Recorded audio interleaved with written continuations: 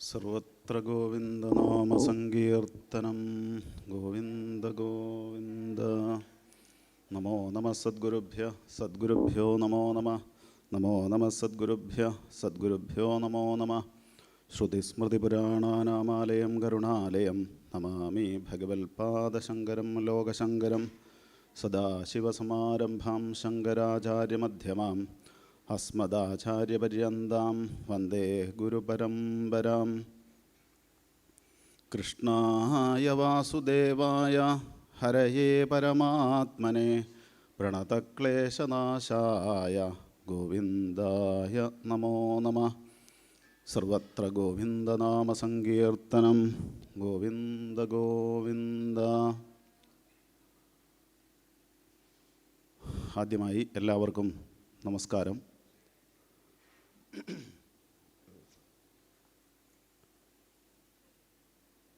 ഭഗവാന്റെ ഒരു നാമം ജപിച്ചിട്ട് നമുക്ക് തുടങ്ങാം. എല്ലാവരും ആ നാമജപത്തിൽ പങ്കെടുക്കുക. സർവത്ര ഗോവിന്ദനാമസങ്കീർത്തനം. അമ്പാടിക്കണ്ണനെ ആലിലക്കണ്ണനെ ഓടക്കുഴലൂതി ഓടിവാ.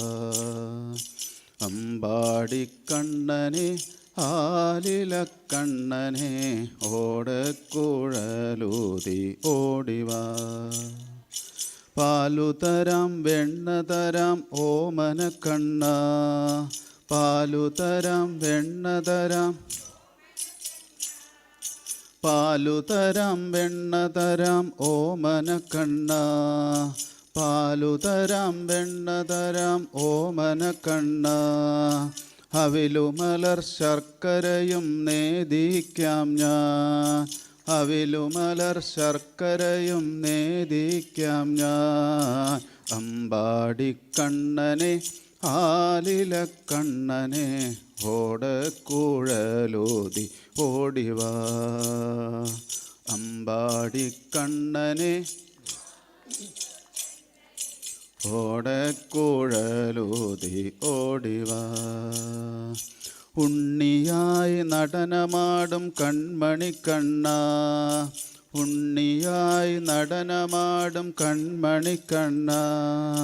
ഉണ്ണിയായി നടനമാടും കൺമണിക്കണ്ണ. ഉണ്ണിയായി നടനമാടും കൺമണിക്കണ്ണ. ഉണ്ണികൾക്കാശ്രയമാം സുന്ദരക്കണ്ണ. ഉണ്ണികൾക്കാശ്രയമാം സുന്ദരക്കണ്ണ. അമ്പാടിക്കണ്ണനെ ആലിലക്കണ്ണനെ ഓടക്കുഴലൂതി ഓടിവാ. അമ്പാടി ആലിലക്കണ്ണനെ ഓടക്കുഴലൂതി. കാളിന്തി പുളിനത്തിൽ ആടിയ കണ്ണ. കാളിന്തി പുളിനത്തിൽ കാളിന്തി പുളിനത്തിൽ ആടിയ കണ്ണ. കാളിന്തി പുളിനത്തിൽ ആടിയ കണ്ണ. കാളിയ നർത്തനനാം നന്ദന കണ്ണ. കാളിയ നർത്തനനാം നന്ദന കണ്ണ. അമ്പാടിക്കണ്ണനെ ആലിലക്കണ്ണനെ ഓടക്കുഴലൂതി ഓടിവാ. അമ്പാടിക്കണ്ണനെ ഓടക്കുഴലൂതി ഓടിവാ. ഗോപീലോല മോഹനക്കണ്ണ. ഗോപീലോല മോഹനക്കണ്ണ. ഗോപീലോല മോഹനക്കണ്ണ. ഗോപീലോല മോഹനക്കണ്ണ. രാസവിഹാര രാധാകണ്ണ. രാസവിഹാര രാധാകണ്ണ. അമ്പാടിക്കണ്ണനെ ആലിലക്കണ്ണനെ ഓടക്കുഴലൂതി. അമ്പാടിക്കണ്ണനെ ആലിലക്കണ്ണനെ ഓടക്കുഴലൂതി ഓടിവാ. അമ്പാടിക്കണ്ണനെ ആലിലെ കണ്ണനെ ഓടക്കുഴലൂതി ഓടിവാ. ഓടക്കുഴലൂതി ഓടിവാ. സർവത്ര ഗോവിന്ദനാമസങ്കീർത്തനം. സർവത്ര ഗോവിന്ദനാമസങ്കീർത്തനം.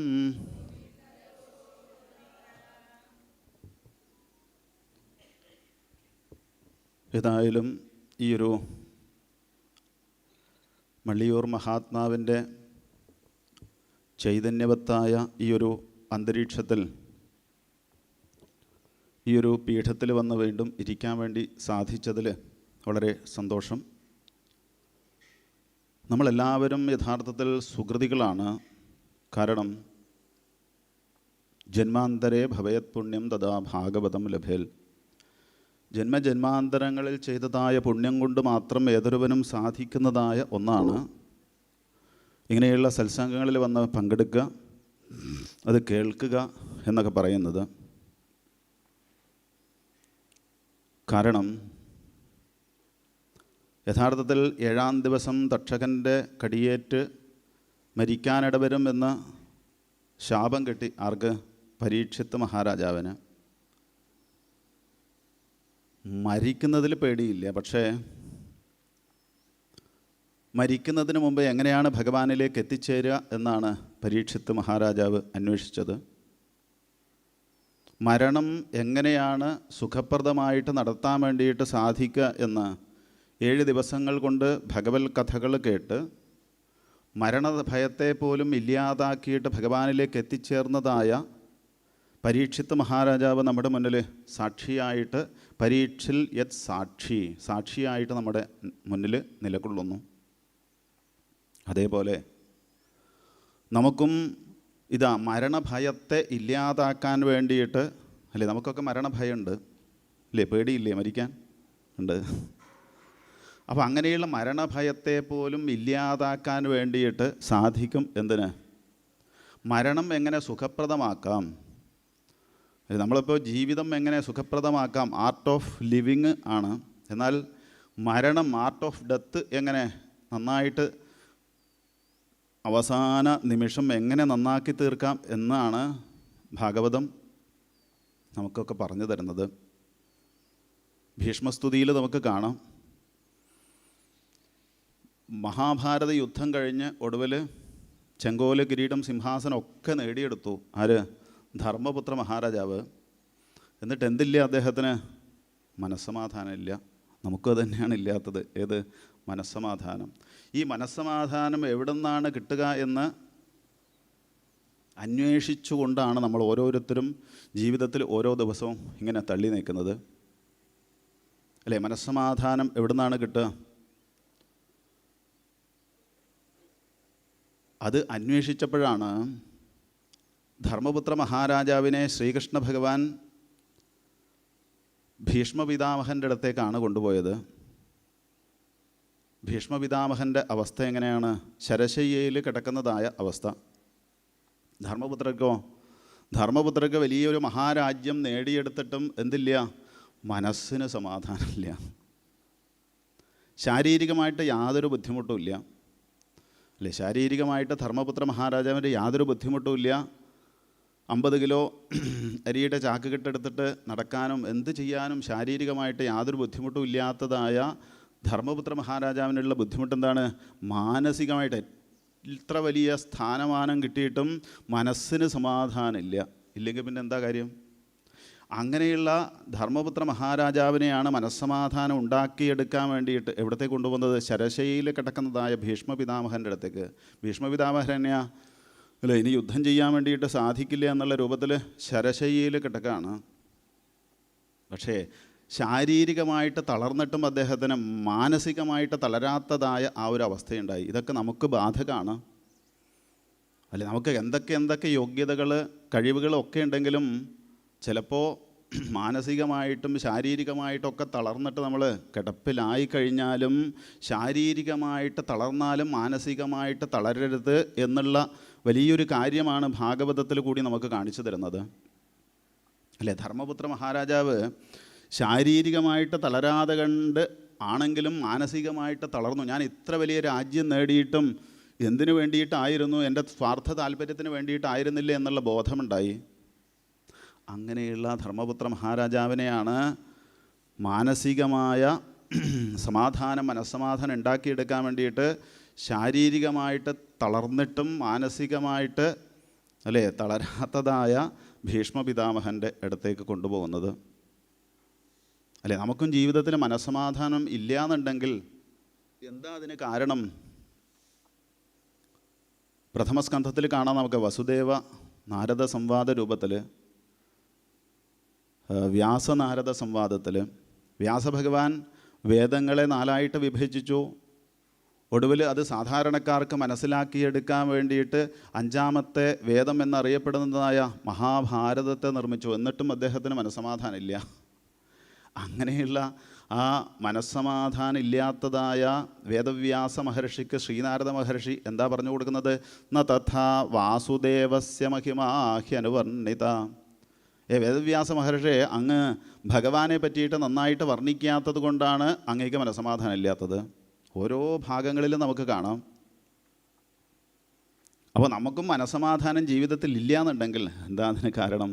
ഭഗവാനെ ചിന്തിക്കാത്തത് കൊണ്ട്, ഭഗവാനെ മനസ്സിൽ കാണാൻ പറ്റാത്തത് കൊണ്ട്, ഭഗവാനെ ആശ്രയിക്കാത്തത് കൊണ്ടാണ് നമുക്കും മനസ്സമാധാനം ഇല്ല എന്നുണ്ടെങ്കിൽ അതിന് കാരണം.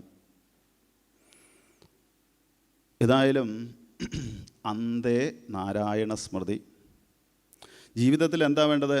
അവസാന കാലത്ത് നാരായണ സ്മരണയാണ് വേണ്ടത്. അല്ലെ, അവസാന കാലം ഏതൊന്നാണോ യം വാപി സ്മരന്മർത്യ ത്യജത്യന്തേ കളേവരം തം തമേവേദി കൗന്ദേയ സദാ തദ്ഭാവഭാവിത എന്ന് ഭഗവാൻ ഭഗവത്ഗീതയിൽ പറഞ്ഞിട്ടുണ്ട്. എന്താ അതിൻ്റെ അർത്ഥം? അവസാന കാലത്ത് ഏതൊരു ഭാവത്തെയാണോ നമുക്ക് സ്മരിക്കാൻ വേണ്ടിയിട്ട്, ഓർമ്മിക്കാൻ വേണ്ടിയിട്ട് സാധിക്കുന്നത്, അതായിട്ട് തീരും അടുത്ത ജന്മം. അപ്പം അതുകൊണ്ട് പ്രത്യേകിച്ച് ഈ കലിയുഗത്തിൽ നമ്മൾ ശ്രദ്ധിക്കണം. എന്താ കാരണം? നമുക്കിപ്പോൾ മുമ്പൊക്കെ കുട്ടികൾ ഒക്കെ എവിടെയാണ്? വീട്ടിനകത്ത്, പട്ടികൾ പുറത്താണ്. ഇപ്പോൾ ഈ കലിയുഗം ആയതോട് കൂടിയിട്ട് കുട്ടികളൊക്കെ പുറത്തും, പിന്നെ വീട്ടിൽ ആരും ഉണ്ടാവില്ല, അല്ലേ? 2 പേര് അല്ലെങ്കിൽ ഒരാളെ ഉണ്ടാവുള്ളൂ. അപ്പോൾ കുട്ടികളൊക്കെ വിദേശങ്ങളിലൊക്കെ പോയിട്ട് എന്ത് ചെയ്തു? അവരൊക്കെ പുറത്ത് പോയതുകൊണ്ട് ഇപ്പോൾ പട്ടികളാണ് അകത്ത്. പട്ടികൾ മാത്രമല്ല, പിന്നെയോ വളർത്തുമൃഗങ്ങൾ, പക്ഷികൾ ഒക്കെ നമ്മൾ വളരെ താല്പര്യത്തോടു കൂടിയിട്ട്, സ്നേഹത്തോടു കൂടിയിട്ട്, സ്വന്തം കുട്ടികളെക്കാൾ സ്നേഹത്തോടു കൂടിയിട്ട് നമ്മുടെ ഗൃഹങ്ങളിൽ വളർത്തുമ്പോൾ നമുക്കുള്ള ഒരു മുന്നറിയിപ്പാണ് ഭാഗവതം ഭരതചരിതത്തിൽ കൂടി കാണിച്ചു തരുന്നത്. ഒരു മാനുമായിട്ടുള്ളതായ ബന്ധം കൊണ്ട് അതിനെ തന്നെ സ്മരിച്ചിട്ട് അടുത്ത ജന്മത്തിൽ മാനായിട്ട് തീർന്നുന്നുണ്ടെങ്കിൽ നമ്മൾ ഓർമ്മിക്കുക എന്ത്? ചിലപ്പോൾ അല്ലേ സ്വന്തം കുട്ടികളെക്കാൾ സ്നേഹമാണ്. ചില ഗൃഹങ്ങളിലൊക്കെ പോയി കഴിഞ്ഞാൽ കാണാം, ഇപ്പോൾ ഈ ഒരു ആധുനിക കാലഘട്ടത്തിൽ 80,000 1 ലക്ഷമൊക്കെ വിലയുള്ളതായ പട്ടികളെ വാങ്ങിച്ചിട്ട് അതിനെ ഒരു തൻ്റെ സ്റ്റാറ്റസാണ് എന്ത്? അതിൻ്റെ കാലത്ത് മോർണിംഗ് വാക്കിന് പോകുമ്പോൾ അതിനെയും പിടിച്ചിട്ട് ഇങ്ങനെ പോവുക, കൊണ്ടുവന്ന് അതിനെയൊക്കെ കുളിപ്പിച്ച് സോഫയിൽ ഇരുത്തി അതിൻ്റെ വായൊക്കെ പിളർന്ന് ഇഡ്ഡലി ചട്ടണിയിലൊക്കെ മുക്കിയിട്ട് അതിൻ്റെ വായിലൊക്കെ ഇങ്ങനെ ഇട്ട് കൊടുക്കുമ്പോൾ എന്തൊരു ആനന്ദമാണ് അനുഭവിക്കുന്നത്. അതിനെ തൻ്റെ കൂടെ തന്നെ കിടത്തുക, ഇങ്ങനെ സദാസമയം അതിൻ്റെ കൂടെ വളർത്തുമൃഗങ്ങൾ, പട്ടികൾ മാത്രമല്ല പിന്നെ വളർത്തുമൃഗങ്ങൾ, പക്ഷികളൊക്കെ അമിതമായ സ്നേഹം നമ്മൾ നടത്തിക്കഴിഞ്ഞാൽ അമിതമായ സ്നേഹം നമുക്ക് ആപത്താണ്. അമിതമായിട്ട് സ്നേഹിച്ച് കഴിഞ്ഞാൽ ചിലപ്പോൾ അവസാന കാലത്ത് ഇങ്ങനെ വളർന്ന് കിടക്കുമ്പോൾ അയ്യോ ഇതിനാരും ഇല്ലല്ലോ എന്ന് വിചാരിച്ചിട്ട് അതിനെ സ്മരിക്കാൻ വേണ്ടിയിട്ട് സാധിച്ചു എന്നുണ്ടെങ്കിൽ അടുത്ത ജന്മം ചിലപ്പോൾ അതായിട്ട് തീരും. അങ്ങനെയുള്ള അപകടം നമുക്ക് സംഭവിക്കരുത് എന്നുള്ള ഒരു മുന്നറിയിപ്പാണ് ഭാഗവതത്തിൽ നമുക്ക് കാണാൻ വേണ്ടിയിട്ട് സാധിക്കുക.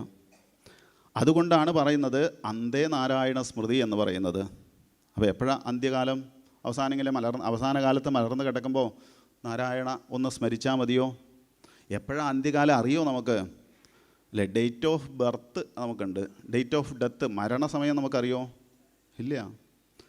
അപ്പോൾ എപ്പോഴാണ് മരിക്കുന്നത് എന്ന് കൃത്യമായിട്ട് അറിയാൻ പറ്റാത്തതായ നമ്മൾ എന്ത് വേണം? അവസാനം നാരായണ എന്ന് സ്മരിക്കണം എന്നുണ്ടെങ്കിൽ എപ്പോഴാണെന്നറിയില്ല. ഇനിയിപ്പോൾ ഇന്ന് വൈകിട്ട് 6:10 മരിക്കുക, അല്ല നാളെ കാലത്ത് 8:40 മരിക്കുക, കൃത്യമായിട്ട് അറിയില്ല. നമുക്ക് അറിയാത്തത് കൊണ്ടാണ് നമ്മളിങ്ങനെ ജീവിച്ച് പോകുന്നതും, അല്ലേ? ചിലപ്പോൾ 7 ദിവസം അല്ലെങ്കിൽ ഒരാഴ്ച മാത്രമേ നമുക്ക് ആയുസുള്ളൂ എന്ന് അറിഞ്ഞു കഴിഞ്ഞാൽ നമ്മളെന്ത് ചെയ്യും? ചിലപ്പോൾ അതിനു മുമ്പേ ചിലപ്പോൾ കുഴഞ്ഞു വീണ് മരിക്കും, അല്ലേ? അങ്ങനെ പല വാർത്തകളും കാണാം നമുക്ക്. അപ്പോൾ അതുകൊണ്ട് കൃത്യമായിട്ട് മരണം അറിയാത്തതായ നമ്മൾ അദ്യവാബ്ദശതാന്തേവ, ഇന്നാണോ ഇനി 50 വർഷം കഴിഞ്ഞിട്ടാണോ 100 വർഷം കഴിഞ്ഞിട്ടാണോ നമ്മൾ മരിക്കാമെന്ന് അറിയാത്തത് കൊണ്ട് എന്ത് ചെയ്യുക? സദാസമയവും ജീവിതത്തിൽ ഈശ്വര സ്മരണയോട് കൂടിയിട്ട്, നാരായണ സ്മരണയോടുകൂടി അങ്ങനെ കഴിഞ്ഞാൽ ചിലപ്പോൾ കുഴഞ്ഞു വീണിട്ടോ അല്ലെങ്കിൽ എങ്ങനെ മരിച്ചു കഴിഞ്ഞാലും ആ നാരായണനിലേക്ക് എത്തിച്ചേരാൻ വേണ്ടിയിട്ട് സാധിക്കും. ജന്മലാഭ പരപുംസാം അന്തേ നാരായണ സ്മൃതി. ജീവിതത്തിൻ്റെ ഏറ്റവും വലിയ ലാഭം എന്ന് പറയുന്നത് എന്താണ്? നാരായണ സ്മരണ ഉണ്ടാകലാണ്. ഭഗവാന്റെ സ്മരണ, ഓർമ്മ ജീവിതത്തിൽ ഉണ്ടാകലാണ് ജീവിതത്തിൻ്റെ ഏറ്റവും വലിയ ലാഭം. മറ്റുള്ള ലാഭങ്ങളൊന്നും ലാഭമല്ല എന്നാണ് ഭാഗവതം നമുക്ക് പറഞ്ഞു തരുന്നത്. മറ്റുള്ള ലാഭങ്ങൾ എന്തൊക്കെയാണ്? അല്ലേ, ഒരുപാട് സമ്പാദിച്ചു, കോടിക്കണക്കിന് ബാങ്കിൽ ഡെപ്പോസിറ്റ് ഉണ്ട്, പിന്നെയോ ചെക്ക് ബുക്കുണ്ട്, ഇതൊക്കെ പോകുമ്പോൾ കൊണ്ടുപോകാൻ പറ്റുമോ? ഇല്ല. ഭാര്യ, ഗൃഹദ്വാരി, അല്ലേ, എത്ര സമ്പാദിച്ചു കഴിഞ്ഞാലും അതൊക്കെ ഇവിടുന്ന് പോകുമ്പോൾ നമ്മൾ ഉപേക്ഷിച്ചിട്ട് വേണം ഇവിടുന്ന് പോവാൻ, അല്ലേ? മരിച്ചു കഴിഞ്ഞതായ ഒരാൾ, അയാൾ ഉണ്ടാക്കിയതായ സമ്പാദ്യം മുഴുവൻ 500-ൻ്റെ പെട്ടക്കുന്ന നോട്ട് അല്ലെങ്കിൽ ചെക്ക് ബുക്ക്, പാസ്ബുക്ക് കുറേ ഉണ്ട്, ഇതെല്ലാം എന്നാൽ അവൻ അയാളിവിടെ കൊണ്ടുപോയിക്കോട്ടെ എന്ന് വിചാരിച്ചിട്ട് ചിതയിൽ കൊണ്ട് ആരെങ്കിലും നിക്ഷേപിക്കുമോ? എന്തിനധികം പറയുന്നു, കുറേ കാലമായിട്ട് അച്ഛനമ്മമാർ കയ്യിൽ വളയം അല്ലെങ്കിൽ കയ്യിലൊരു മോതിരമൊക്കെ ഇട്ടിട്ടുണ്ടെങ്കിൽ മരിച്ചു കഴിഞ്ഞാൽ അതിപ്പോൾ എന്ത് ചെയ്യും എന്ന് വാശി പിടിക്കുന്ന മക്കളാണ്, അല്ലേ? അതിപ്പോൾ എങ്ങനെയാണ് അതിൻ്റെ കയ്യിൽ നിന്ന് ഊരിയെടുക്കാൻ വേണ്ടി ശ്രമിച്ചു പല മക്കൾ. ഒടുവിൽ കിട്ടുന്നില്ല എന്ന് കണ്ടപ്പോഴാണ് ഒരാൾ പറഞ്ഞു, എന്തിനാ ഇപ്പോൾ അധികം വിഷമിക്കുന്നത്, അതിൻ്റെ വിരൽ മുറിച്ചവർ ഏതായാലും ദഹിപ്പിക്കല്ലേ, വിരൽ അല്ലേ മുറിച്ച് ആ മോതിരെടുക്കുന്ന അത്രയ്ക്കധികം സ്നേഹമുള്ള മക്കളാണ് ഈ കലിയുഗത്തിൽ കാണാൻ വേണ്ടിയിട്ട് സാധിക്കുക. അപ്പോൾ ആർക്കും സ്നേഹമില്ല. എത്ര സമ്പാദിച്ചു കഴിഞ്ഞാലും അതൊക്കെ ധനാനി ഭൂമോ, ഈ ഭൂമിയിൽ ഉപേക്ഷിച്ചിട്ട് വേണം ഇവിടുന്ന് പോകാൻ. പശവശ്ച ഗോഷ്ഠ, അനേകമനേകം കന്നുകാലി സമ്പത്ത്, മറ്റുള്ള അനേകം സമ്പത്തുകൾ ഈ ഭൂമിയിൽ നമ്മൾ സമ്പാദിച്ചിട്ടുണ്ട്, അതൊക്കെ ഇവിടുന്ന് പോകുമ്പോൾ കൊണ്ടുപോകാൻ വേണ്ടിയിട്ട് സാധിക്കില്ലേ? അതൊക്കെ ഇവിടെ ഉപേക്ഷിച്ചിട്ട് വേണം പോകാൻ. പിന്നെ ഏറ്റവും കൂടുതൽ സ്നേഹം നമ്മളോടുള്ളത് ഭാര്യയ്ക്കാണെന്നൊക്കെയാണ് പറയുക, അറിയില്ല. അപ്പോൾ അങ്ങനെയുള്ള ഭാര്യയെ ഏതായാലും ഞാൻ പോവുകയാണ്, നീയും കൂടി വന്നോളൂ എന്ന് പറഞ്ഞിട്ട് ഭാര്യയും കൂട്ടിയിട്ട് പോകാൻ പറ്റുമോ ഇവിടുന്ന്? അല്ലെങ്കിൽ ഭർത്താവിനെ കൂട്ടിയിട്ട് പോകാൻ പറ്റുമോ? ഇല്ല. അങ്ങനെയുള്ള ഏറ്റവും കൂടുതൽ സ്നേഹിക്കുന്ന ഭാര്യ പോലും ഗൃഹദ്വാരി, ആ ഗൃഹത്തിൻ്റെ വാതിലിൻ്റെ ആ മറവിൽ അവിടെ നിന്നിട്ട് സാരി തലപ്പെടുത്തിട്ട് ഈ കണ്ണിൻ്റെ ഇവിടെ കൊണ്ടുവന്നിട്ട് ഇങ്ങനെ സ്പർശിച്ചിട്ട് ഇങ്ങനെ കണ്ണുനീരൊഴുക്കിയിട്ട് തലേ ദിവസം ഒന്നിച്ച് കിടന്നുറങ്ങിയ ആൾക്കാരാണ്. എന്നിട്ടോ പിറ്റേ ദിവസം കാലത്ത് എഴുന്നേറ്റ് വേഗം പോയി, മനുഷ്യ മണി 7 കഴിഞ്ഞു എഴുന്നേൽക്കുന്നില്ല എന്ന് പറഞ്ഞിട്ട് ഉരുട്ടി വിളിച്ചു. ഇയാൾ അറിയുന്നില്ല. അപ്പോഴാണ് ഒരു ഭാഗത്തേക്ക് മറിക്കുമ്പോൾ അങ്ങോട്ട് ചിരിയുന്നുണ്ട്, മറ്റേ ഭാഗത്തേക്ക് അങ്ങോട്ട് ചിരിയുന്നുണ്ട്. മൂക്കത്ത് വിരൽ വെച്ചപ്പോൾ നോക്കിയപ്പോഴാണ് മനസ്സിലായി ഇതിൻ്റെ ശ്വാസം പോയി.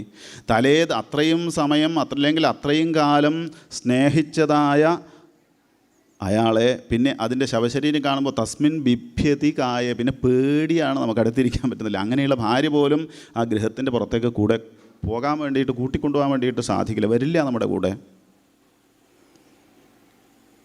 പിന്നെ നമ്മൾ ഏറ്റവും കൂടുതൽ സ്നേഹിക്കുന്നതായ നാട്ടുകാരെ, ബന്ധുക്കൾ, ഇവർ വരുമോ നമ്മുടെ കൂടെ? ഇല്ല. അവരൊക്കെ ഈ ജനാഹ ശ്മശാന, ആ ശ്മശാനത്തിൽ വന്നിട്ട് അവിടെ വന്നിട്ട് ഇത്രയൊക്കെ ഉള്ളൂ അല്ലേ, കഴിഞ്ഞ ആഴ്ചയാണ് ഞാൻ കണ്ടത്, ഇന്നലെയും കൂടി എന്നോട് സംസാരിച്ചിരുന്നു, മനുഷ്യൻ്റെ കാര്യം ഇത്രയൊക്കെ ഉള്ളൂ എന്ന് പറഞ്ഞിട്ട് അവരവിടെ നിന്ന് പിരിഞ്ഞു പോകുന്ന കാഴ്ചയാണ് കാണുക.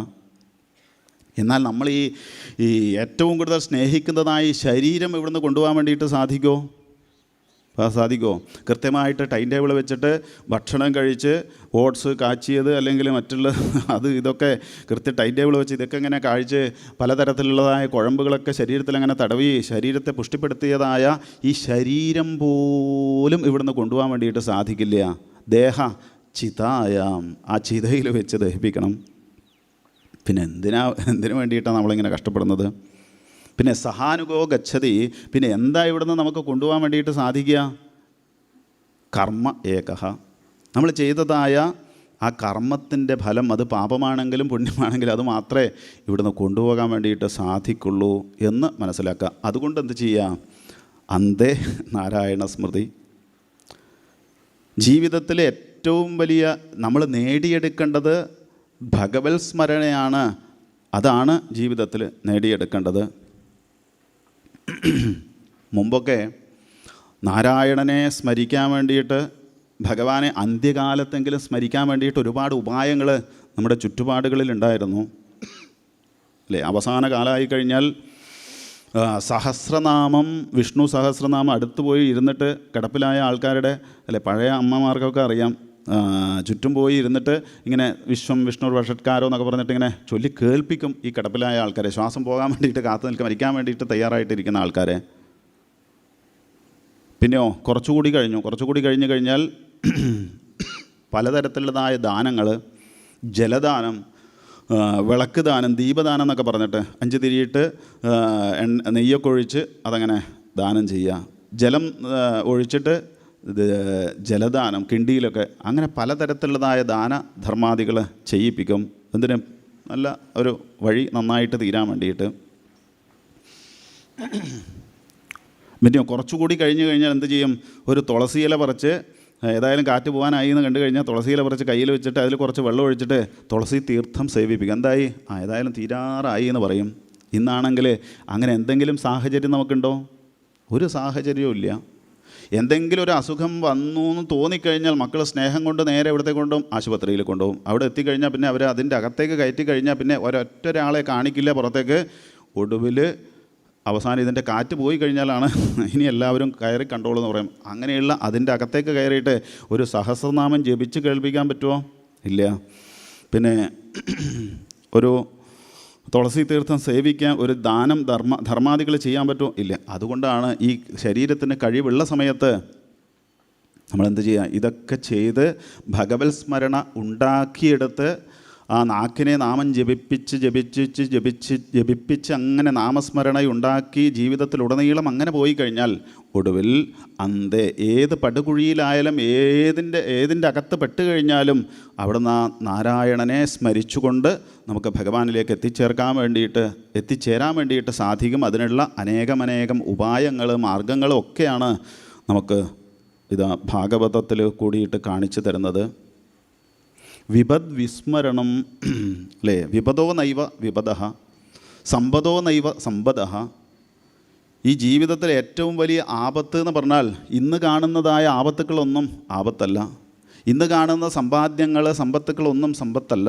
പിന്നെയോ എന്താണ് ഏറ്റവും വലിയതായ ആപത്ത്? വിപദ് വിസ്മരണം വിഷ്ണോഹോ, ഭഗവാന്റെ സ്മരണ ഇല്ലാതിരിക്കലാണ് ജീവിതത്തിലെ ഏറ്റവും വലിയ ആപത്ത്. ഏറ്റവും വലിയ സമ്പത്ത് എന്ന് പറഞ്ഞാലോ, സമ്പത്ത് നാരായണ സ്മൃതി. ഏറ്റവും വലിയ സമ്പത്ത് എന്ന് പറഞ്ഞാൽ അത് നാരായണ സ്മരണയാണ്. അത് ഉണ്ടാക്കിയെടുക്കാൻ വേണ്ടിയിട്ട് നമുക്ക് സാധിക്കട്ടെ. അത് ഉണ്ടാക്കിയെടുക്കാൻ വേണ്ടിയിട്ടാണ്, അതിലേക്ക് എത്തിച്ചേരാൻ വേണ്ടിയിട്ടാണ് അനേകം കഥകളിൽ കൂടിയിട്ട്, കഥകളിൽ അന്തർഗതമായിരിക്കുന്ന തത്വങ്ങളിൽ കൂടിയിട്ട് നമുക്ക് ഭഗവാനിലേക്ക് എത്തിച്ചേരാനുള്ള അനേകം വഴികളാണ് ഭാഗവതത്തിൽ കാണാൻ വേണ്ടിയിട്ട് സാധിക്കുക. ഭിക്ഷുഗീതത്തിൽ കാണാം, ദാനം സ്വധർമ്മോ നിയമോ യമശ്ച ശ്രുതം ച കർമാണി ച സദ്വ്രതാനി സർവേ മനോനിഗ്രഹലക്ഷണാന്താഹ പരോഹി യോഗോ മനസസമാധി. അല്ലേ? ദാനധർമാദികൾ ചെയ്യുക, അതുപോലെ പലതരത്തിലുള്ളതായ വ്രതങ്ങൾ ചെയ്യുക, അനേകം സൽക്കർമ്മങ്ങൾ ചെയ്ത് ഇതൊക്കെ ചെയ്യുന്നത് എന്തിനു വേണ്ടിയിട്ടാണ്? സർവേ മനോനിഗ്രഹലക്ഷണാന്താഹ, നമ്മുടെ മനസ്സിനെ ഭഗവാനിലേക്ക് ഉറപ്പിക്കാൻ വേണ്ടിയിട്ടാണ്. ഇതൊക്കെ ഭഗവാനിലേക്ക് നമ്മുടെ മനസ്സിനെ എത്തിച്ചേർക്കാനുള്ളതായ അനേകം ഉപായങ്ങളാണ്, അനേകം മാർഗങ്ങളാണ്. ഏത് മാർഗത്തിൽ കൂടി പോയാലും, ഏത് വഴികളിൽ കൂടി പോയി കഴിഞ്ഞാലും ഒടുവിൽ നമ്മുടെ മനസ്സ് ഭഗവാനിലേക്ക് എത്തിച്ചേർക്കുക എന്നുള്ളതാണ്. ആ പരമമായ ലക്ഷ്യത്തിലേക്ക് എത്തിച്ചേരാനുള്ള ഓരോ മാർഗങ്ങളാണ്. ഇപ്പോൾ ഒരു പയറ് ചെടി, അത് നട്ട് കഴിഞ്ഞാൽ അതങ്ങനെ വളർന്ന് കുറേ വലുതാകുമ്പോൾ നമ്മൾ എന്ത് ചെയ്യും? ചെറിയ കമ്പുകളൊക്കെ അങ്ങനെ അതിന് ചുറ്റും നാട്ടിയിട്ട് അതിന് കെട്ടൊക്കെ വെച്ച് കൊടുത്ത് അത് താഴേക്ക് വീഴാതെ കണ്ട് അങ്ങനെ കെട്ടി ഒരു പന്തലൊക്കെ ഇട്ടിട്ട് അതിൻ്റെ മുകളിലേക്ക് പടർത്താൻ വേണ്ടിയിട്ട് ഉപയോഗിക്കും. പടർന്നു കഴിഞ്ഞാൽ പിന്നെ ഇതൊന്നും ഇല്ലെങ്കിലും അത് രക്ഷപ്പെട്ടുള്ളൂ. അതേപോലെ നമ്മുടെ മനസ്സിനെ ഭഗവാനിലേക്ക് എത്തിച്ചേർക്കാനുള്ള അനേകമനേകം ഉപായങ്ങൾ, മാർഗങ്ങളാണ് ഈ ഭാഗവതത്തിൽ അനേകം കഥകളിൽ കൂടിയിട്ട് നമുക്ക് കാണിച്ചു തരുന്നത്. അപ്പോൾ ഈ കഥകളിൽ മാത്രം നമ്മൾ ആകൃഷ്ടരായിട്ട് തീരരുത്. അതിൻ്റെ അപ്പുറത്തുള്ളതായ താത്വികമായ വശങ്ങളിലേക്ക് നമ്മുടെ മനസ്സിനെ എത്തിച്ചേർത്തിട്ട്, അല്ലേ, കഥകൾ വിട്ടാലും കുഴപ്പമില്ല, അവിടത്തേക്ക് എത്തിച്ചേരാനുള്ള മാർഗമാണ്, ഉപായമാണ് എന്ത്? കഥകൾ. അപ്പോൾ ചില ആൾക്കാർക്ക് സംശയം ഉണ്ടാവും, കുചേലൻ്റെ ഭാര്യയുടെ പേരെന്താണ്, കുചേലൻ്റെ അച്ഛൻ്റെ പേരെന്താണ്, അല്ലേ? 2 ദിവസം മുമ്പ് ഒരാൾ ചോദിക്കുന്നത് കേട്ടു, കുചേലൻ്റെ ഭാര്യയുടെ പേരെന്താണ്? ഇവിടുന്ന് ആരോ ചോദിക്കുന്നത് കേട്ടു. അപ്പോൾ ഈ കുചേലൻ്റെ ഭാര്യയുടെ പേരോ അല്ലെങ്കിൽ കുചേലൻ്റെ അച്ഛൻ്റെ പേരോ ഇതൊന്നും അല്ല നമുക്ക് ആവശ്യം. പിന്നെയോ അത് ഭാഗവതത്തിൽ പറഞ്ഞിട്ടില്ലല്ലോ, അത് അന്വേഷിച്ചിട്ട് പോകലല്ല നമ്മുടെ ലക്ഷ്യം. പിന്നെയോ നമ്മുടെ മനസ്സ് ഭഗവാനിലേക്ക് എത്തിച്ചേർക്കാൻ വേണ്ടിയിട്ട് അനേകമനേകം ലൗകികമായ വിഷയങ്ങളുമായിട്ട് വ്യാപരിക്കുന്നതായ നമ്മുടെ മനസ്സ് ആ വിഷയങ്ങളിൽ നിന്ന് മാറ്റിയിട്ട് ഭഗവാനിലേക്ക് എത്തിച്ചേർക്കാനുള്ള അനേകമനേകം മാർഗങ്ങളാണ്, അല്ലേ? കഥകൾ വിട്ടാലും കുഴപ്പമില്ല, ആ ലക്ഷ്യത്തിലേക്ക് എത്തിച്ചേരാനുള്ള മാർഗം.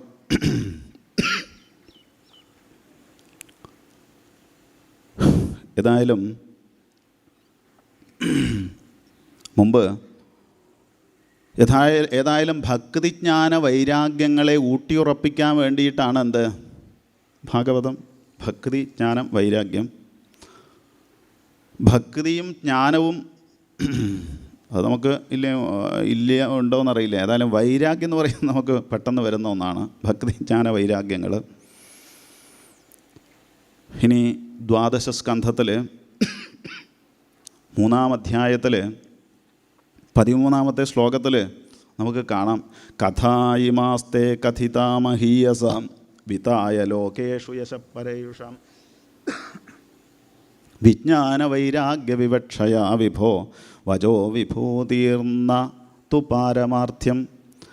പരീക്ഷിത്ത് മഹാരാജാവിനോട് ശ്രീശുക ബ്രഹ്മർഷിയുടെ കുറേ ഉപദേശമൊക്കെ കഴിഞ്ഞിട്ട് അവസാനം പറയാണ്, പരീക്ഷിത്ത് മഹാരാജാവേ, കഥായിമാസ്തേ കഥിതാമഹീയസാം വിതായ ലോകേഷു യശപരയുഷാം.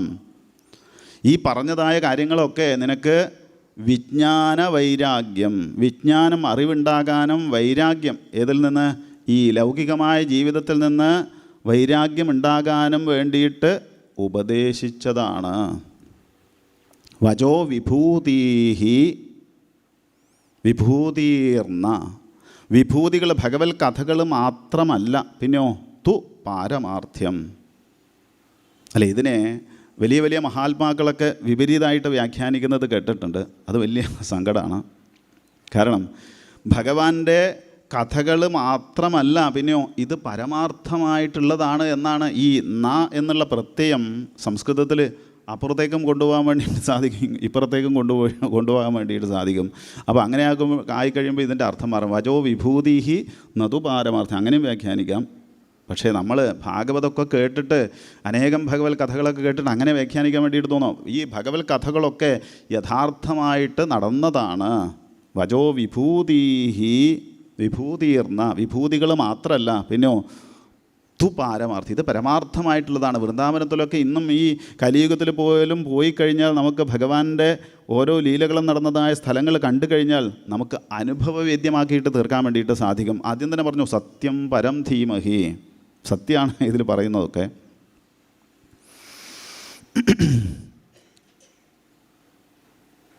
അത് നമ്മൾ മനസ്സിലാക്കുക. അപ്പോൾ നമുക്കും ജീവിതത്തിൽ ഭഗവാനിലേക്ക് എത്തിച്ചേരാനുള്ളതായ മാർഗങ്ങളാണ്, വഴികാട്ടികളാണ് ഭാഗവതത്തിൽ അനേകമനേകം കഥകളിൽ കൂടിയിട്ട് പറഞ്ഞു തരുന്നത്. ഏത് പ്രകാരത്തിലായാലും ഏത് ഭാവത്തിലായാലും ഹൃദയത്തിൽ ഭഗവാനെ കാണാൻ വേണ്ടിയിട്ട് സാധിക്കണം. നമ്മളും അതിന് വേണ്ടിയിട്ടാണ് ഇപ്പോൾ ഇവിടെ വന്നിരിക്കുന്നത്, അല്ലേ? ഇതിനു വേണ്ടിയിട്ട് ഭഗവാനെ ഹൃദയത്തിൽ കാണാൻ വേണ്ടിയിട്ടാണ്. അങ്ങനെ മുമ്പ് ഒരു ശിഷ്യൻ ഗുരുനാഥനോട് ചോദിച്ചു, അസാര സംസാര സമുദ്രമധ്യേ സമജ്വതോമേ ശരണം കിമസ്തി ഗുരോ കൃപാലോ കൃപയാവതൈതൽ. ഹേ ഗുരുനാഥ, ഈ വലിയ സംസാര സാഗരത്തിൽ പെട്ടിട്ടുള്ളതായ നമുക്ക് ഇത് കടക്കാൻ വേണ്ടിയിട്ട് എന്താണ് ഒരു ഉപായം? കൃപയാ ഗുരോ കൃപാലോ കൃപയാവതേതൽ. ഗുരുനാഥ, അങ്ങയുടെ കൃപ കൊണ്ടിതാ എനിക്കതൊന്ന് പറഞ്ഞു തരണം എന്ന് പറഞ്ഞപ്പോൾ ആ ഗുരുനാഥൻ എന്താ പറഞ്ഞത്? വിശ്വേശ പാദാംബുജ ദീർഘനൗക. ഈ വിശ്വേശനായിട്ടുള്ളതായ ഭഗവാന്റെ വലിയ ആ ദീർഘമായിട്ടുള്ളതായ പാദങ്ങളാകുന്ന തോണിയെ ആശ്രയിച്ചോളൂ, നിഷ്പ്രയാസം ഈ വലിയ സംസാര സമുദ്രത്തെ അക്കരയ്ക്ക് കടക്കാൻ വേണ്ടിയിട്ട് സാധിക്കും. അതുതന്നെയാണ് ഭാഗവതത്തിൽ ഉടനീളം നമുക്ക് കാണാൻ വേണ്ടിയിട്ട് സാധിക്കുന്നത്. അപ്പോൾ അങ്ങനെ അനേകം കാര്യങ്ങൾ, പല വഴികളുണ്ട് ഭഗവാനിലേക്ക് എത്തിച്ചേരാൻ, പല വഴികൾ നമുക്ക് കാണാൻ വേണ്ടിയിട്ട് സാധിക്കും അല്ലേ? ജ്ഞാനമാർഗം, ഭക്തി മാർഗം എന്നൊക്കെ പറഞ്ഞിട്ട്, സാഖ്യമാർഗം എന്നൊക്കെ പറഞ്ഞിട്ട് അനേകം വഴികൾ കാണാൻ വേണ്ടിയിട്ട് സാധിക്കും. അതിൽ ഏറ്റവും നല്ല മാർഗം മോക്ഷസാധന സാമഗ്ര്യം ഭക്തിരേവ ഗരീയസി എന്ന നാരദ ഭക്തി സൂത്രത്തിൽ നാരദ മഹർഷി നമുക്ക്, ശ്രീനാരദ മഹർഷി പറഞ്ഞു തന്നു അല്ലെ? ഭഗവാനിലേക്ക് എത്തിച്ചേരാനുള്ള ഏറ്റവും നല്ല ഒരു മാർഗം എന്ന് പറയുന്നത് ഏതാണ്? ഭക്തി മാർഗമാണ്.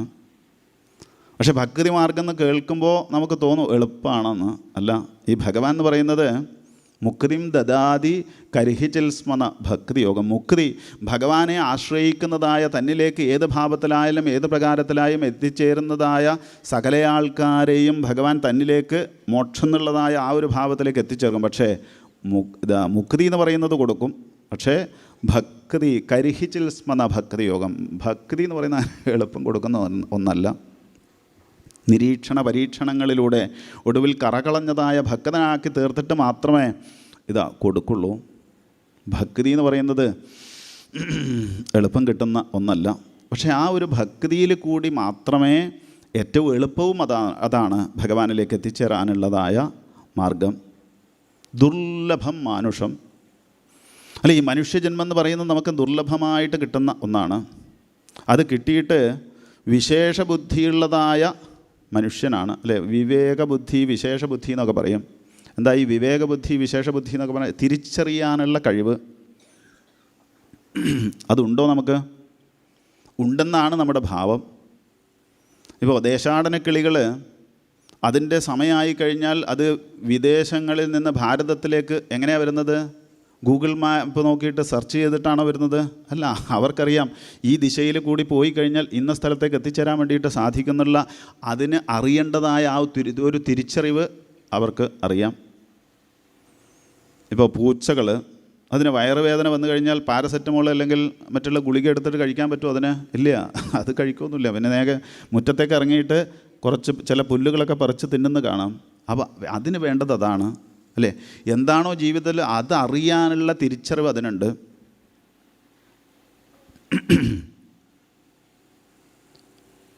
ഇപ്പോൾ വള്ളം വേണമെങ്കിൽ വെള്ളത്തിൽ ഇറക്കാം, പക്ഷേ വെള്ളം വള്ളത്തിൽ കയറിയാലോ ബുദ്ധിമുട്ടാണ്. വെള്ളം ഇഷ്ടമാണെന്ന് വിചാരിച്ചിട്ട് വേഗം കിണറ്റിലേക്ക് എടുത്ത് ചാടിക്കഴിഞ്ഞാലോ? സാമ്പാർ നല്ല ഇഷ്ടമാണ് ഒരാൾക്ക് എന്ന് വിചാരിച്ച് വേഗം സാമ്പാറിലേക്ക് പോയി വീണ് കഴിഞ്ഞാലോ കാര്യമുണ്ടോ? ഇല്ല. ഇതേപോലെയാണ് നമുക്ക് അറിയേണ്ടത് എന്താണോ അതിനെപ്പറ്റി അറിയാൻ വേണ്ടിയിട്ട് പരിശ്രമിക്കലാണ്, അതിനെപ്പറ്റി അറിയാൻ വേണ്ടിയിട്ട് പരിശ്രമിക്കുകയാണ് ജീവിതത്തിൽ വേണ്ടത്. എന്താ നമുക്കറിയേണ്ടത്? നമുക്കറിയേണ്ടത് ഈ അധ്യാത്മവിദ്യ, ആധ്യാത്മികമായ ജ്ഞാനം, അതാണ് ജീവിതത്തിൽ നേടിയെടുക്കേണ്ടത്. ഈ ആധ്യാത്മികത ഇല്ലെങ്കിൽ വേറെ എന്തൊക്കെ നമ്മൾ നേടിയെടുത്തിട്ടും ഒരു കാര്യമില്ല. മുമ്പൊരു മുതല അല്ലേ, കഥ കേട്ടിട്ടുണ്ടാവും.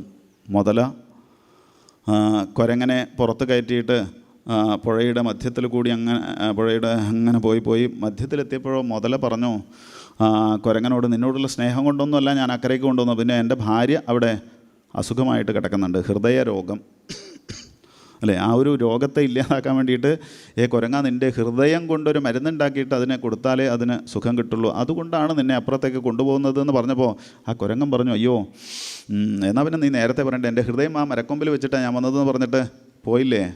അതേപോലെ ഇവിടെ മുതലകളാകുന്ന അനേകം ആൾക്കാർ നമ്മളെ ഈ ലൗകികമായ ജീവിതത്തിൽ കബളിപ്പിക്കാൻ വേണ്ടിയിട്ട് അനേകം മുതലകളെ പോലെയുള്ള ആൾക്കാർ അനേകം ഈ പ്രപഞ്ചത്തിലുണ്ട്. അവരുടെയൊക്കെ കബളിപ്പിക്കലിൽ പെടാതെ കണ്ട് നമുക്ക് ജീവിതത്തെ സുന്ദരമായിട്ട് കൊണ്ടുപോകണമെന്നുണ്ടെങ്കിൽ എന്ത് വേണം?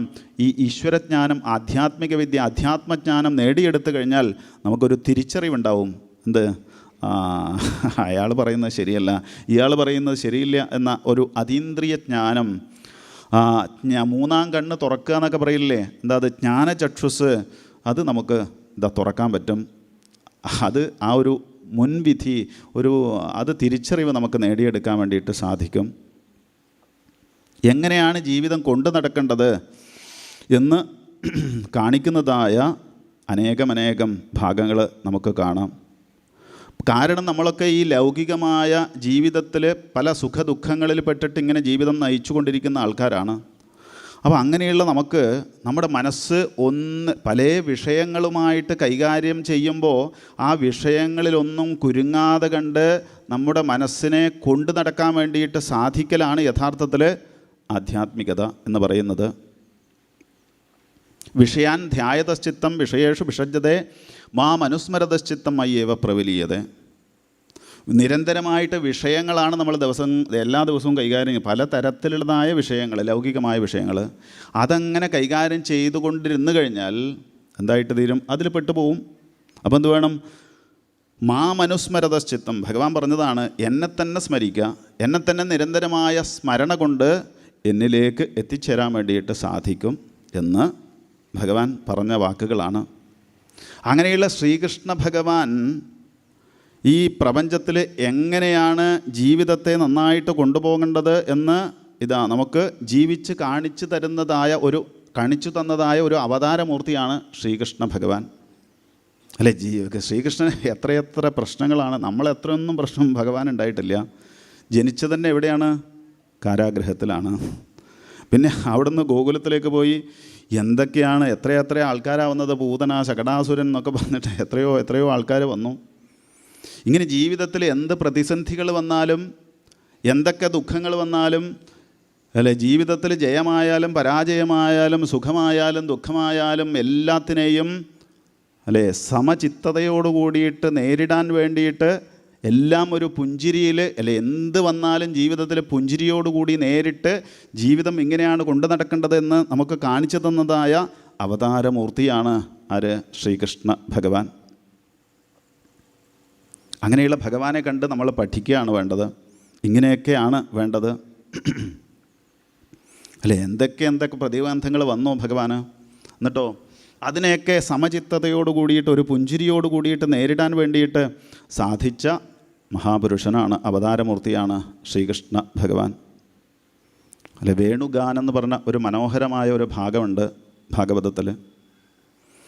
ഭഗവാന്റെ ആ ഓടക്കുഴൽ നാദം എങ്ങനെയാണത്? അത് ലോകത്തിലുള്ള സകല ആൾക്കാരെയും മോഹിപ്പിക്കുന്നതായ ഒന്നാണ് ഭഗവാന്റെ ഓടക്കുഴൽ വിളി. അങ്ങനെയുള്ള ഓടക്കുഴലും നമ്മളുമായിട്ടൊരു ബന്ധമുണ്ട്. നവദ്വാരേ പുരേ ദേഹി. ഓടക്കുഴലിന് 9 ദ്വാരങ്ങളാണുള്ളത്. അതേപോലെ നമ്മുടെ ശരീരത്തിനും 9 ദ്വാരങ്ങളുണ്ട്. പക്ഷേ ഓടക്കുഴലിൻ്റെ ഉള്ള് ശുദ്ധമാണ്, അല്ലെ? ഒരു മാലിന്യവും ഇല്ല. എന്നാൽ നമ്മുടെ ഉള്ള് എങ്ങനെയാണ്? പരിശുദ്ധമല്ല.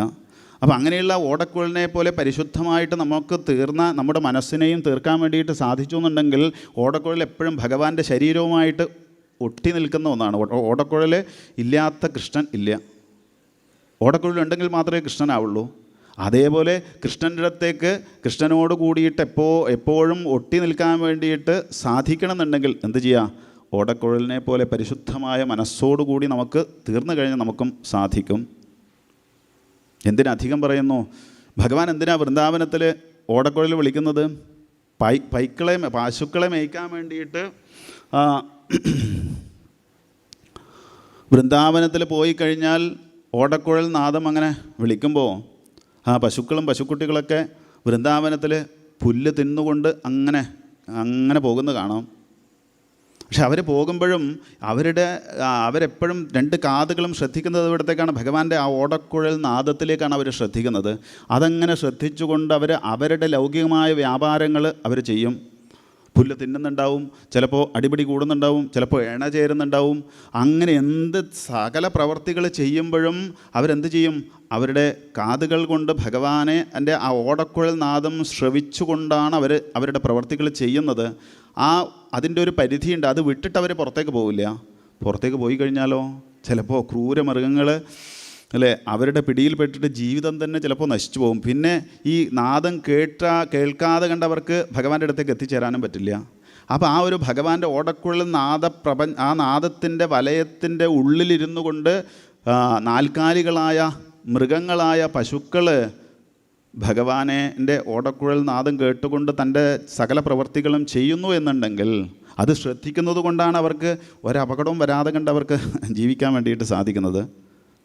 അതേപോലെ അല്ലേ നാൽക്കാലികളായ മൃഗങ്ങൾക്ക് അത് സാധിക്കുന്നു എന്നുണ്ടെങ്കിൽ വിശേഷ ബുദ്ധിയുള്ളതായ മനുഷ്യരായ നമുക്ക് എന്തുകൊണ്ട് അത് സാധിക്കുന്നില്ല?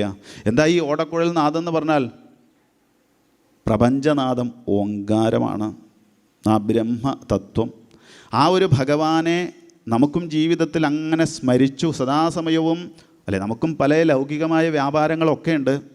ആ വ്യാപാരങ്ങളിലൊക്കെ ഏർപ്പെടുമ്പോഴും എന്ത് ചെയ്യുക? ഭഗവാനെ സ്മരിക്കുക. ഏതെങ്കിലും രൂപത്തിൽ, കീർത്തനങ്ങളുടെ രൂപത്തിലോ നാമജപത്തിൻ്റെ രൂപത്തിലോ ഏതെങ്കിലും രൂപത്തിൽ ആ ഒരു ഭഗവാനെ നിരന്തരമായ സ്മരണ കൊണ്ട് നമ്മുടെ ലൗകികമായ വ്യാപാരങ്ങൾ മുഴുവൻ ചെയ്തോളൂ.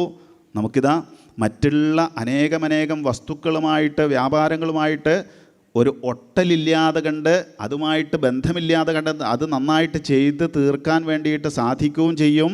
പിന്നെയോ ഭഗവാനെ സ്മരണ കൊണ്ട് ഭഗവാനിലേക്ക് നമുക്ക് ജീവിതത്തിൽ ഒരു അപകടവും വരാതെ കണ്ട് നമുക്ക് ഭഗവാനിലേക്ക് എത്തിച്ചേരാനും വേണ്ടിയിട്ട് സാധിക്കും. നാൽക്കാലികളായ ആ പശുക്കൾക്കത് സാധിക്കുന്നു എന്നുണ്ടെങ്കിൽ അല്ലേ, വിശേഷ ബുദ്ധിയുണ്ടെന്ന് പറയുകയാണ് നമ്മൾ. വിശേഷ ബുദ്ധിജീവികളായ നമുക്ക് എന്തുകൊണ്ട് അത് നേടിയെടുക്കാൻ വേണ്ടിയിട്ട് സാധിക്കുന്നില്ല? അതുകൊണ്ട് ഭഗവത് സ്മരണയാണ് വേണ്ടത്. അന്തേ നാരായണ സ്മൃതി. ഒരു സുപ്രഭാതത്തിൽ നാമം ജപിക്കാൻ വേണ്ടിയിട്ട് അവസാന കാലത്ത് സാധിക്കില്ല. അതുകൊണ്ട് ജീവിതത്തിലുടനീളം നമ്മുടെ നാക്കിനെ അങ്ങനെ ജപിച്ച് ജപിച്ച് ജപിച്ച് ജപിച്ച് ജപിച്ച് അങ്ങനെ എന്ത് ചെയ്യുക? സിദ്ധി വരുത്തുക. ആ നാക്ക് ഇങ്ങനെ വഴങ്ങില്ല. നാമം ജപിക്കണം എന്ന് പറയാനും അല്ലേ, ജപിച്ചാൽ നല്ലതാണെന്ന് പറയാനും ഒക്കെ നമുക്ക് സാധിക്കും. പക്ഷെ അത് ജപിക്കുമ്പോഴേ അറിയുള്ളൂ അതിൻ്റെ ബുദ്ധിമുട്ട്. അപ്പോൾ അത് അങ്ങനെ നാക്ക് കൊണ്ട് ജപിച്ച് ആ നാക്കിനെ വഴങ്ങി അങ്ങനെ ജീവിതത്തിൽ ഉടനീളം അങ്ങനെ പോയി കഴിഞ്ഞാൽ ആ ഭഗവാനിലേക്ക് നാമസ്മരണയോട് കൂടിയിട്ട് നാമത്തിൻ്റെ അധിപതിയായിട്ടുള്ളതായ ഭഗവാനിലേക്ക് നമുക്കും എത്തിച്ചേരാൻ വേണ്ടിയിട്ട് സാധിക്കും. യാതൊരു സംശയവുമില്ല. അങ്ങനെയുള്ള ഭഗവാനിലേക്ക് എത്തിച്ചേരാനുള്ളതായ അനേകം മാർഗനിർദ്ദേശങ്ങളാണ് ഭാഗവതത്തിൽ കൂടിയിട്ട്. കാരണം അനേകം ആൾക്കാർ ഭഗവാനെ ഹൃദയത്തിൽ സ്മരിച്ചു കഴിഞ്ഞാൽ, ഏതെങ്കിലും ഭാവത്തിൽ സ്മരിച്ചു കഴിഞ്ഞാൽ ഭഗവാനിലേക്ക് ചേരാൻ വേണ്ടിയിട്ട് സാധിക്കും എന്ന് എന്താ ഇങ്ങനെ ഉറപ്പിച്ച് പറയാൻ വേണ്ടിയിട്ട് കാരണം? ഏകാദശത്തിൽ വസുദേവ നാരദ സംവാദ രൂപത്തിൽ വസുദേവരുടെ അനേകമനേകം സംശയങ്ങൾ ശ്രീനാരദ മഹർഷി ഒക്കെ തീർത്ത് അവസാനം പറഞ്ഞു, വസുദേവരെ, നിങ്ങളിനി നാമം ജപിച്ചില്ല എന്ന് വിചാരിച്ചിട്ട് ഖേദിക്കേണ്ട ആവശ്യമില്ല. കാരണം എന്താണ്?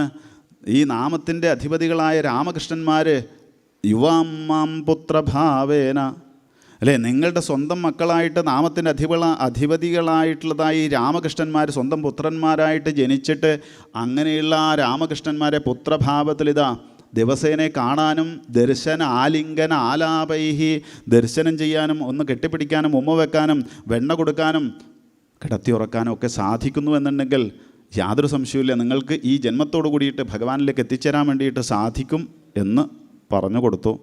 എന്താ ഇത്ര ഉറപ്പിച്ച് പറയാൻ വേണ്ടിയിട്ട് കാരണം? ശ്രീനാരദ മഹർഷി വൈരേണയം നൃപതയ ശിശുപാലപൗണ്ഡ്രശാൽവാദയോ ഗതിവിലാസവിലോകനാദ്യൈ ധ്യായന്ത ആകൃതധിയ ശയനാസനാദോ തൽസാമ്യമാപുരനുരക്തധിയാം പുനഃ കിം.